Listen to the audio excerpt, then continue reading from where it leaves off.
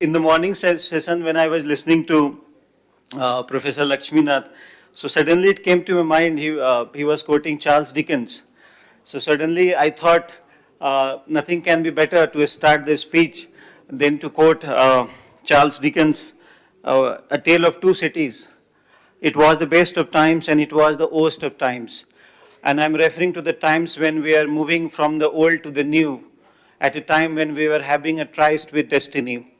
And we were at such a juncture of time where we had to decide the kind of legal system that we are going to have.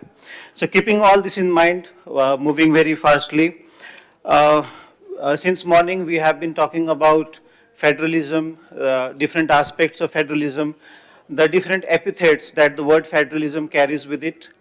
But there is one a small sentence which I had come across long back in D.D. Basu's commentary on the Constitution. He said it's a matter of degree how far you can describe a Constitution as a federal one or as a unitary one.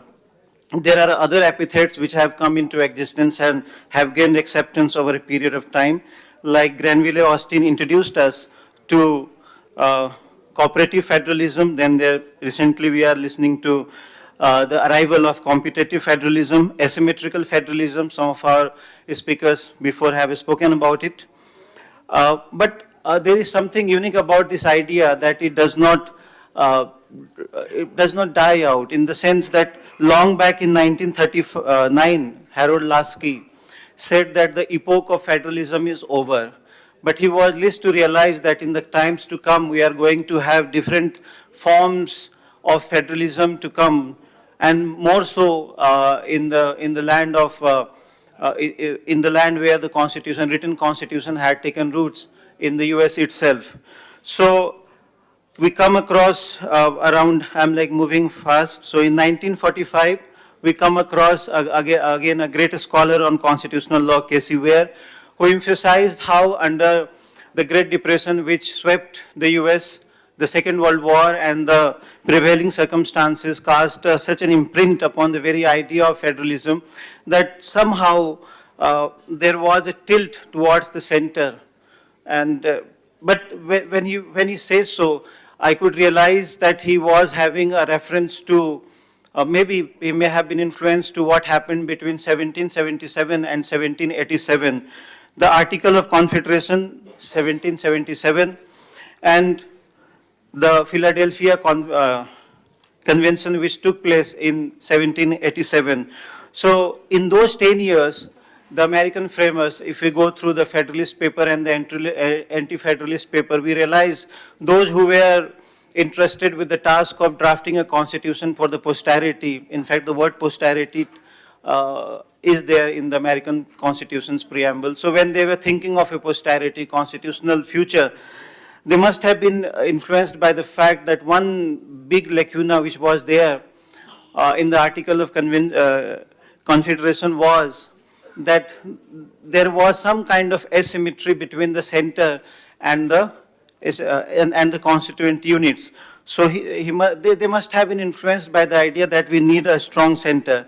So there are certain points, historical references, like 1648 is one such instance where we come across the Treaty of Westphalia, emergence of modern nation state, which was a unified modern state in terms of sovereignty and territoriality.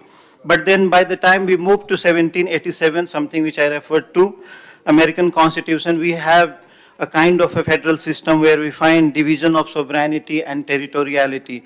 Why I'm saying all this is that all this will preface three theories which we come across with reference to federalism.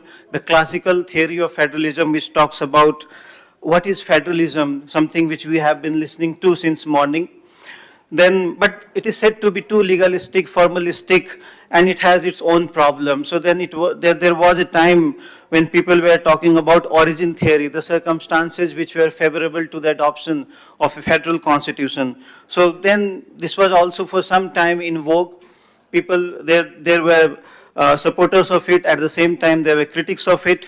But what I personally find very interesting with reference to cooperative federalism is the functional theory, that why we need a federal system, what are the purposes, what are the functions that a federal system is going to serve.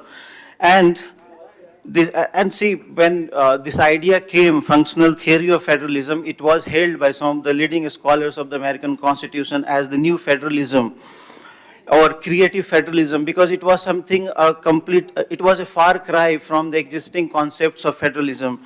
So it was a concept of federalism where the center and states were to be seen as a co-sharer of common goals and objectives. So much so that the things like education, healthcare, housing, social security, social welfare, neglected and marginalized people, underprivileged, so a good number of things which were there, which were needed to be taken care for the welfare of the people, could be taken care of by such a model of federalism where the center and the state could work together for the welfare of the people. And when I was thinking of this functional theory of federalism moving on, I could think nothing more than to think of the preamble, because interestingly, in our constitution, in the context of our constitution, the preamble did not walk before the constitution. So in a sense, the preamble to our constitution is reflective of every aspect of the constitution, at least so to say. So there is another aspect to the preamble, and then I will connect to the concept of cooperative federalism with the preamble, and I will wind up. So the way how I have looked at the idea of preamble is that preamble is both a grim reminder of our past, what we were denied. We were denied justice, liberty, equality, all that we were denied. At the same time, it is also a recital of future aspirations and constitutional expectations. To borrow from the great American scholar Richard Primus, he had introduced this idea of constitutional expectation. So in this model, we realize that the center and states have a constitutional duty under preamble to realize into reality the aspirations set out by the framers of the Constitution. And when I was writing this part of the paper, I was greatly influenced by one of the greatest scholars of the Constitution who long back in the 70s in the Journal of... Okay.